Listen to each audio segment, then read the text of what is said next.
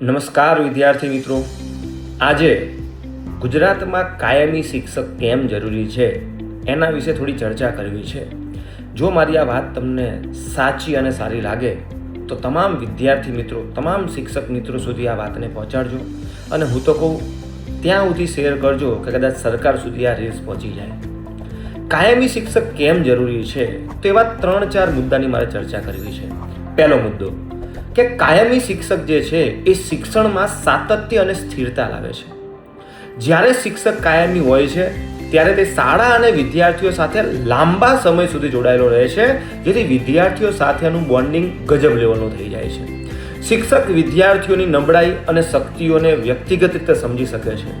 જ્યારે અધ વચ્ચેથી પ્રવાસી કે કરાર આધારિત શિક્ષકો વારંવાર બદલાતા રહે, તેથી વિદ્યાર્થીઓને નવી પદ્ધતિ સાથે અનુકૂલન સાધવામાં મુશ્કેલી પડે છે, જે કાયમી ભરતીથી અટકાવી શકાય છે. બીજું, માનસિક સુરક્ષા અને સંપૂર્ણ સમર્પણ. કાયમી શિક્ષકો આર્થિક અને માનસિક રીતે સ્થિર હોય છે, કેમ કે ભરતી કાયમી છે. તેથી એમનું પૂરેપૂરું ધ્યાન માત્ર અને માત્ર વિદ્યાર્થીઓના પરિણામ અને શાળાના વિકાસ પર જ હોય છે. બીજી તરફ કરાર આધારિત શિક્ષકો, એમાં એમનો પણ કોઈ વાંક નથી, કેમ કે એમના ઉપર પણ એમના પરિવારની જવાબદારી હોય છે.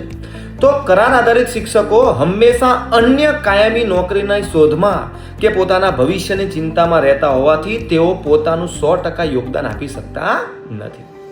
ત્રીજી વાત કરવી છે શાળાના વહીવટ અને અન્ય પ્રવૃત્તિઓમાં સક્રિયતા. કાયમી શિક્ષક પરીક્ષાઓનું આયોજન, સરકારી યોજનાઓનું અમલીકરણ જેમ કે શિષ્યવૃત્તિ છે, મધ્યાહન ભોજન છે અને શાળાની અન્ય વહીવટી જવાબદારીઓ ખૂબ જ ઉત્સાહપૂર્વક અને જવાબદારીપૂર્વક સંભાળી શકે છે.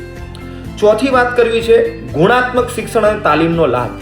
સરકાર કાયમી શિક્ષકો હોય કે પછી પ્રવાસી જેમ કે કોન્ટ્રાક્ટ બેઝવાળા શિક્ષકો હોય, એમની તાલીમ પાછળ જે ખર્ચો કરે છે, તો કાયમી શિક્ષકો આ તાલીમનો લાંબા ગાળા સુધી વર્ગખંડમાં વિદ્યાર્થીઓને લાભ આપી શકે છે. જો શિક્ષક થોડા જ સમયમાં બદલાઈ જવાનો હોય તો સરકાર દ્વારા એમની પાછળ કરાયેલો તાલીમનો આ ખર્ચ અને સમય બંને વ્યર્થ છે.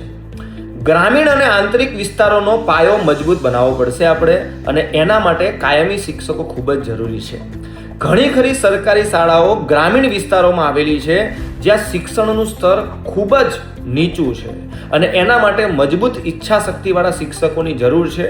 કાયમી ભરતી દ્વારા આવા વિસ્તારમાં લાયકાત ધરાવતા ઉત્સાહી શિક્ષકો નિયુક્ત કરી શકાય છે, જે લાંબા ગાળે ત્યાંના સાક્ષરતા દર માટે ખૂબ જ લાભ લાવી શકે છે.